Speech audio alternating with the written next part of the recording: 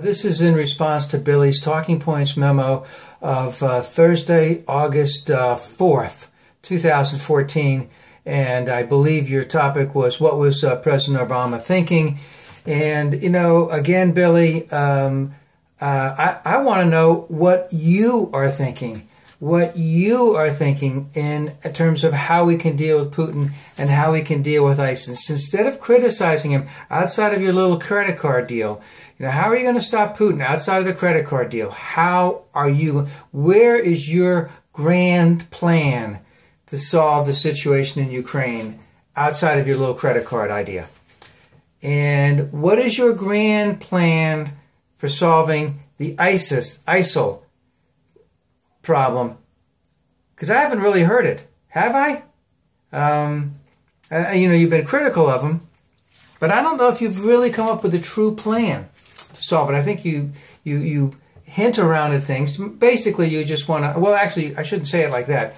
Your plan is basically, let's go send people in and kill them, okay? But there has to be a strategy. There has to be tactics. How are you going to go in and kill them? How are you going to do it so the fewest number of people, innocent civilians, don't get killed? How are you going to do it to maintain the stability of different countries in there? We've talked about this many, many times before, but let me get back to your main point. You know, you bring up all of this crap. First thing, okay, 70% of the people don't think the country's going in the right direction. Well, how many of those people don't think it's going in the right direction because of people like you and the people that you are supporting, the conservatives and the Tea Party people who are basically holding this country back from its absolute greatness? You know, how about those people? You know, are they against Obama? I don't think so. They're against people like you. They're against people that are running that are holding things up in Congress. They're like the Tea Party people. You know, if we get back to ISIL, get back to Putin, just to make it nice and clear, Obama is putting together a very strong coalition right now as we speak. Right now, as you made your little statement on Thursday. Even before then, it will be decisive. It will be comprehensive. It will involve all of the players. It will involve some type of risk-taking by other countries, possible. Hopefully, Turkey will be involved. Hopefully, Saudi Arabia will be involved. If Egypt needs to be involved, I mean, whoever. You know, none of this coalition of the willing. They need to protect their area. That's in their turf. That's in their neck of the woods. That's in their part of the world. And the United States is willing to help, but they need to eradicate this. They need to be a significant player in eradicating this. You know, and that's the other thing that I really just am sort of surprised about, is that you think that the United States can solve all the world's problems. You sit there and it goes that the United States has to be strong, and we're not strong. We're very, very strong. All right? As I said before, you know, there's a lot of problems in Iraq, and Obama didn't want to, and I agree with him 100% that he shouldn't have done it until they got rid of al-Maliki. Have you ever said anything about al-Maliki getting kicked out of there? I don't think you've said too much about that. You know, there was another interesting thing that I happened to notice. I guess it was today. Was that the cost of the ACA plans are going down in 15 states. Is that something that you would bring up? No, you just want to talk about all the terrible things that are going on in the world, how Obama has no control, how Obama is weak, how Obama is ineffectual, and Putin's running all over, and Putin is a little bit scared right now. Putin is sort of putting all of his ducks in one spot, and he could get really screwed in this whole deal. All right. And I know you don't want to think that, because you want to idolize Putin because he's a good fall guy for Obama, and that makes you look like you're some kind of really smart guy. But Putin doesn't have anywhere to go but back. He keeps going forward. It's going to get worse and worse for him. You know that, and I know that.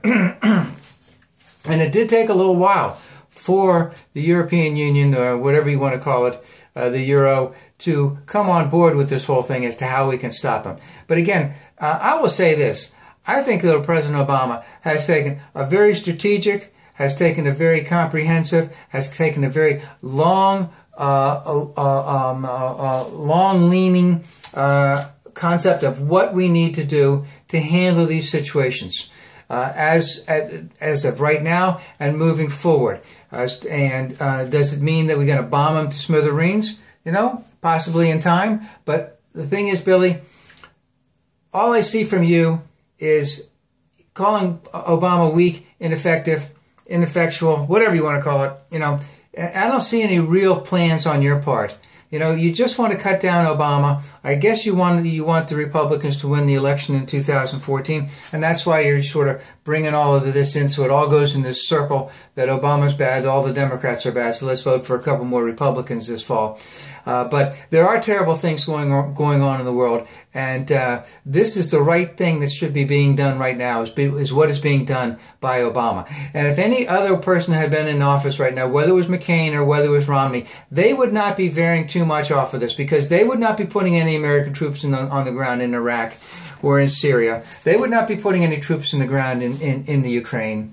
Right? And given the position of power for Romney, let's just use Romney as an example. You know, he is not going to be sending arms to all kinds of different factions in Syria. He's got to know who he's got to arm, how they're going to arm him, how it's going to play out. If he doesn't, he's stupid, because that's the same thing that McCain wants to do.